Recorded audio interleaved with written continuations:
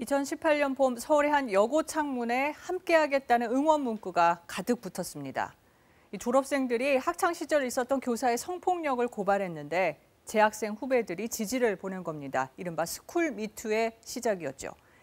2년이 지난 지금 상황은 어떨까요? 당시 교육청 특별감사에서 지목된 교사 18명 가운데 15명이 징계를 받은 뒤에 교단에 복귀했습니다. 파면된 교사 1명에 대해서는 재판이 진행 중입니다. 2년 넘게 법정 싸움을 이어가고 있는 졸업생들은 이게 나만의 일이 아니기 때문에 끝까지 가보려는 것이라고 했습니다.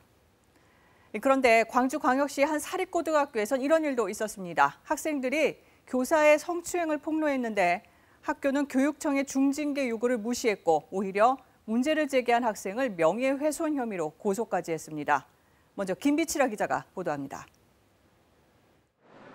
지난 6월 고등학교 3학년인 박가영 양에게 고소장이 날아왔습니다. 고소인은 박양이 다니는 사립고등학교 법인. 허위 사실을 담은 보도자료를 배포해 학교 명예를 훼손했다는 주장이 담겨 있었습니다. 학교가 이제 저를 보호해줘야 할 기관인데 이렇게 직접적으로 고소고발장을 날릴 거라고는 생각하지도 못했습니다. 2년 전 이 학교 학생들은 SNS 등을 통해 이른바 스쿨미투 운동을 벌였습니다. 여러 명의 교사들이 성희롱 발언과 폭언을 일삼았다고 문제를 제기했고 교육청은 특별감사를 벌여 교사 16명에 대한 징계를 해당 사립고에 요구했습니다. 7명은 해임, 4명은 정직 등 상당수가 중징계 대상이었습니다. 하지만 해당 사립고는 자체 징계위원회를 통해 1명만 해임했고 나머지는 징계 수위를 대폭 낮췄습니다. 가해 교사와 피해 학생들 주장이 엇갈렸고 법원에서 일부 무혐의가 난 점 등을 고려했다는 게 학교 측 주장입니다.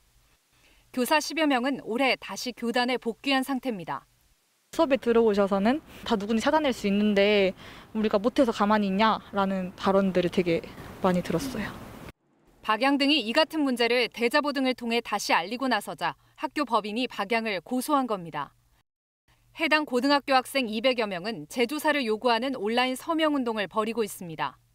인사권과 징계권을 사립학교 손에 쥐고 있고 그거를 감시하는 다른 권력 자체가 없기 때문에 저희가 이 주체들이 나서면 목소리를 더욱더 들어주지 않을까? 학생을 고소한 것이 또 논란을 부르자 학교 측은 박양에 대한 고소를 취하했습니다. KBS 뉴스 김비치라입니다.